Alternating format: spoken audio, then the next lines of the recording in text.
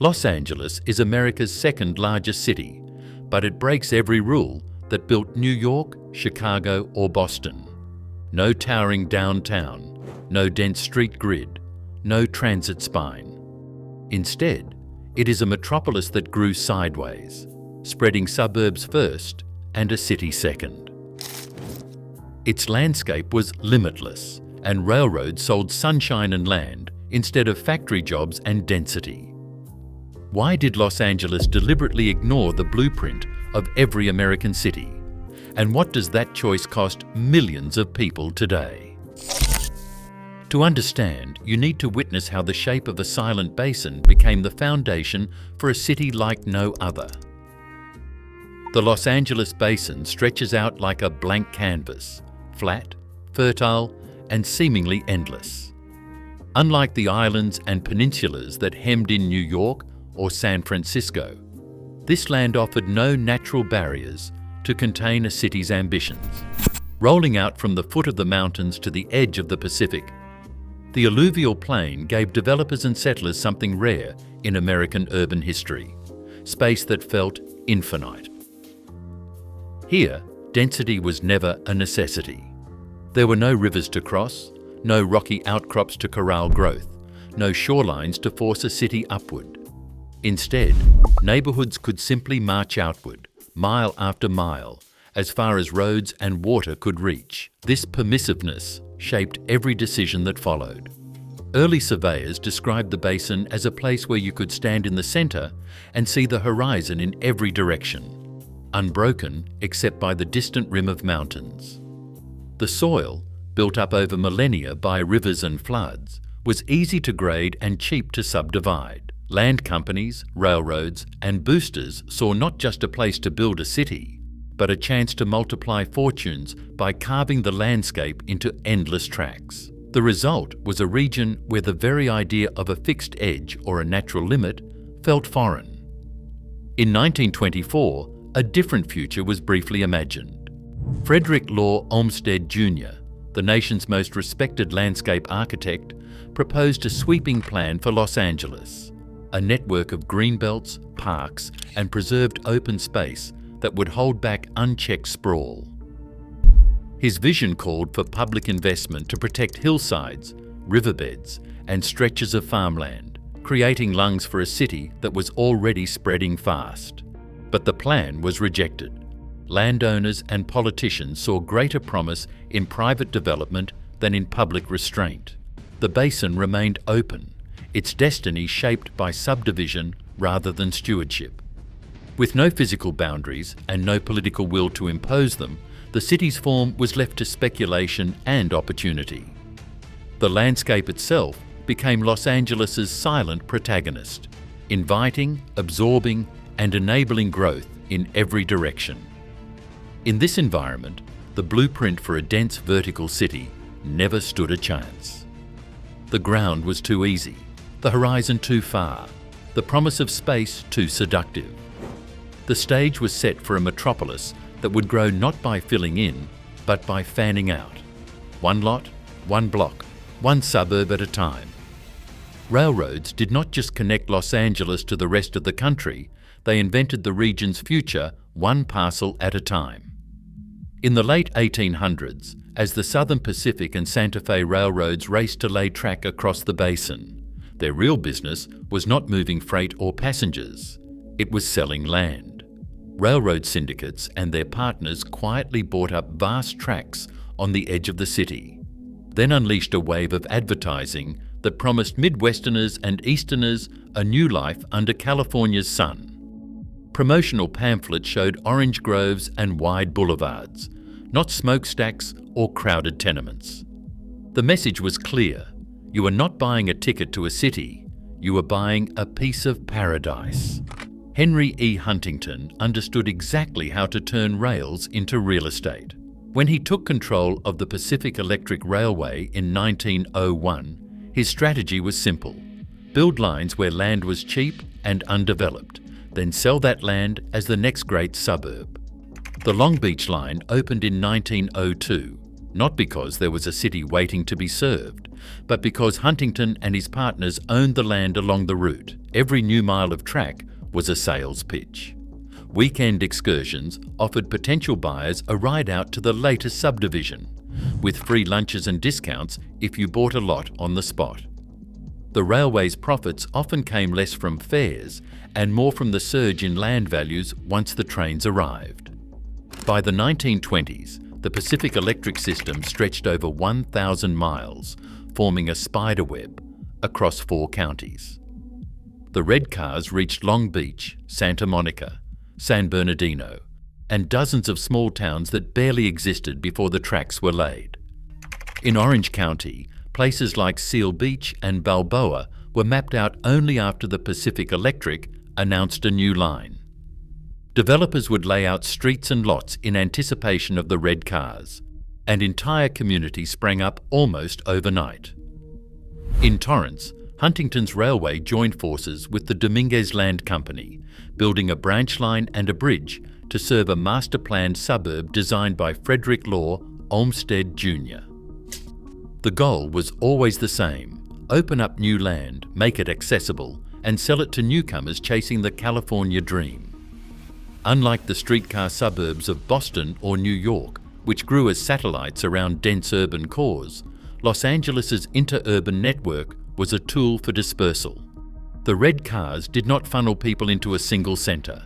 They scattered them across the basin, making it possible for the city to expand in every direction at once.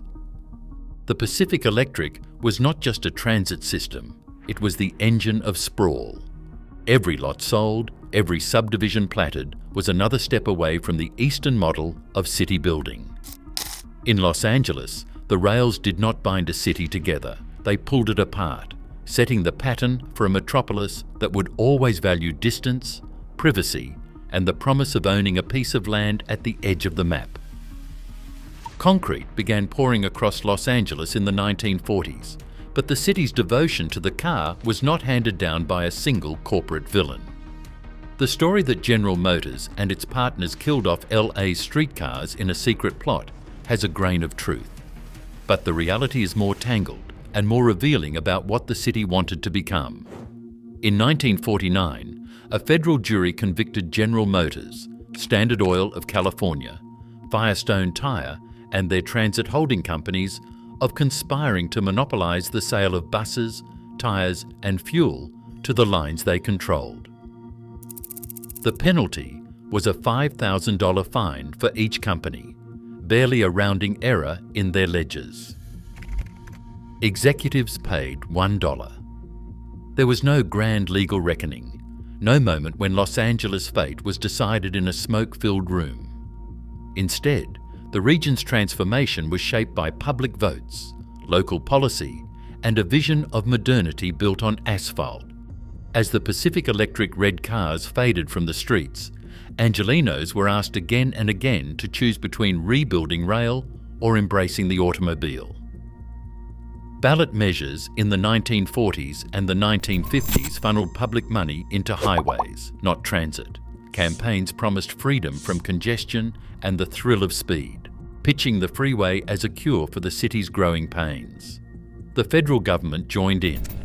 The 1956 Federal Aid Highway Act sent billions of dollars into road construction, with Los Angeles as its showcase. By the late 20th century, the region boasted more than 1,000 miles of freeways, multiple lanes wide, crisscrossing the basin in a tangled mesh. These were not just roads, they were the city's arteries, defining where growth would land and how people would move.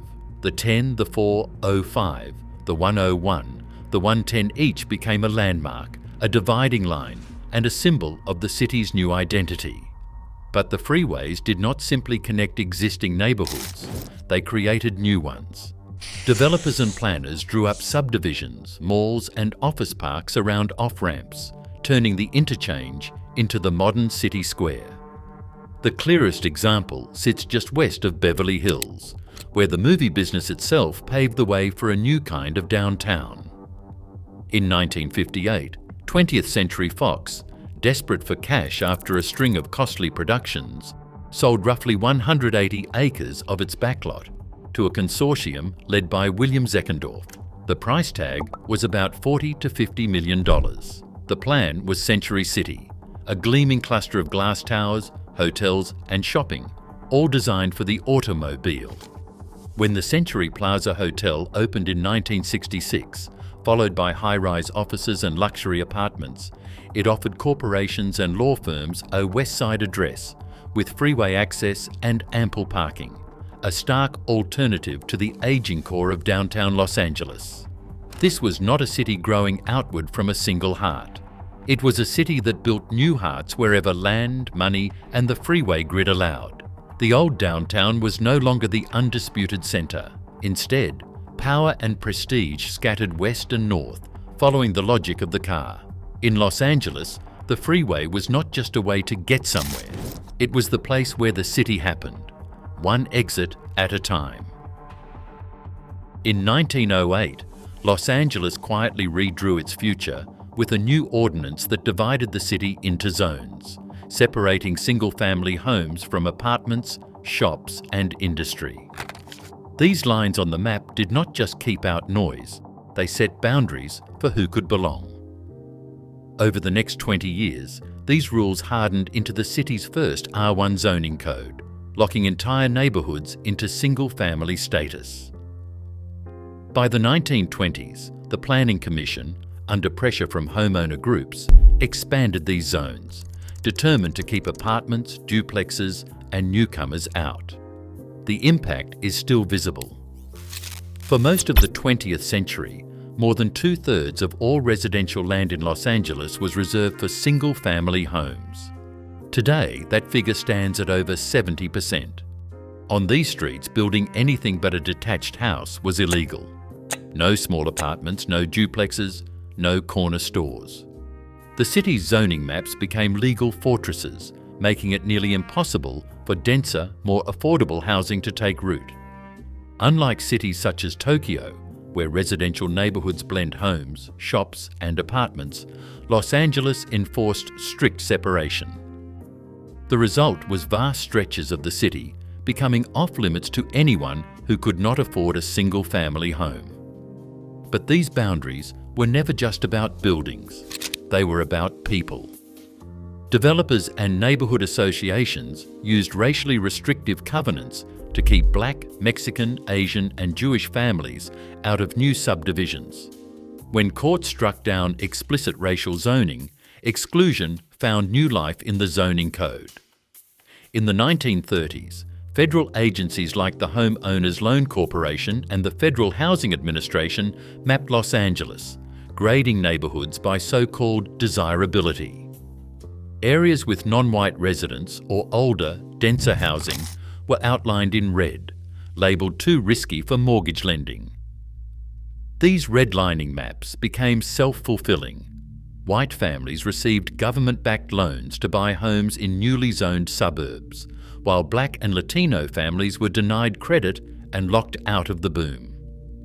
The city's legal architecture did not just keep people out, it pushed them out. In Boyle Heights, once a symbol of diversity, new freeways in the 1950s carved up the community. Thousands of homes were condemned and demolished for the East Los Angeles interchange. Entire blocks vanished. Families were forced to relocate with little compensation. In Chavez Ravine, over 1,000 mostly Mexican-American families were evicted in the 1950s. Promised public housing never arrived. Their neighbourhood was bulldozed, and Dodger Stadium eventually rose in its place. Eviction notices, court orders, and city records trace the story of communities erased by eminent domain and urban renewal. These policies were deliberate, crafted in meetings, ordinances, and votes, often with the backing of homeowner, groups, and business interests. The invisible lines drawn a century ago still shape who gets to live where in Los Angeles, and who is left searching for a place to call home. Water has always been Los Angeles's most precious and most borrowed resource. In 1913, the city unveiled the Los Angeles Aqueduct, a 233-mile engineering feat masterminded by William Mulholland. The aqueduct snaked across deserts and mountains, diverting the Owens River from a remote valley hundreds of miles north. Mulholland opened by saying, "There it is, take it." That summed up the city's attitude toward nature and ambition. The water unlocked a new future for the region. Suddenly, land that had been dry and marginal could be subdivided, irrigated, and sold to newcomers. The San Fernando Valley, once a patchwork of ranches, was transformed almost overnight into a grid of suburban streets and tidy lawns. The city's population doubled in a decade, fueled by this artificial bounty. But the price of expansion was never invisible. The Owens Valley, stripped of its water, turned into a dust bowl. Local farmers watched their orchards die, while Los Angeles flourished. Resentment simmered, sometimes boiling over into sabotage. By 1924, angry Valley residents dynamited sections of the aqueduct, trying to reclaim what had been taken. The city's thirst kept growing. In 1928, the St. Francis Dam, Mulholland's latest reservoir, collapsed without warning just before midnight. A wall of water tore through the Santa Clara Valley, killing more than 400 people. It remains one of the deadliest engineering disasters in American history. Mulholland took responsibility and faded from public life, but the lesson was clear. Los Angeles was building a metropolis on borrowed time and borrowed resources. The city's future would always depend on water drawn from far beyond its borders, and on the risks it was willing to take to keep growing. Median home prices in Los Angeles now hover above $900,000, a figure that puts even modest houses out of reach for most working families. Rents climb steadily, and the gap between wages and housing costs has produced one of the largest homeless populations in the United States. In 2025, the county's point-in-time count found nearly 68,000 people experiencing homelessness, with the majority living unsheltered in tents, cars, or on the street. This is not a city running out of land. It is a city where land is locked behind zoning codes that protect single-family neighbourhoods and limit new construction.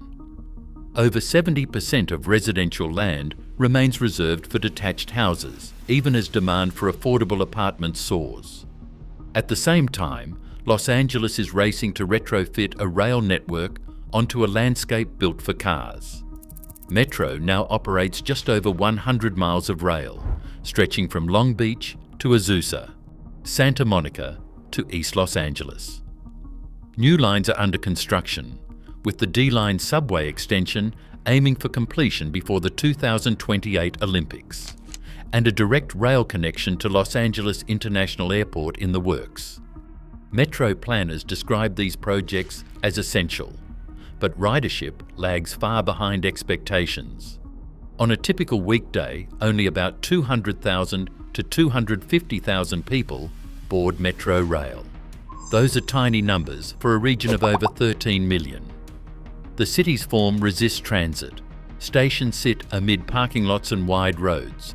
Neighbourhoods remain low density, and most trips still require a car. Yet the paradox remains. Los Angeles enjoys 284 sunny days a year, a climate that should make outdoor living and public life easy. But high costs and car dependence keep many locked out of the good life the city once promised. The collision of old choices and new realities is visible on every street. Sprawling neighbourhoods, crowded freeways, and tents pitched beneath the overpasses. The question is no longer whether Los Angeles can grow out, but whether it can adapt in time. Today, Los Angeles stands as proof that the choices shaping our cities define the lives within them. As climate strain, housing pressure, and inequality intensify, the model Los Angeles pioneered faces a reckoning, one now confronting metros nationwide. The limits of sprawl are no longer hypothetical. They are visible in every rent hike and wildfire. The future of the American city is being written here, for better or worse. What comes next is up to us.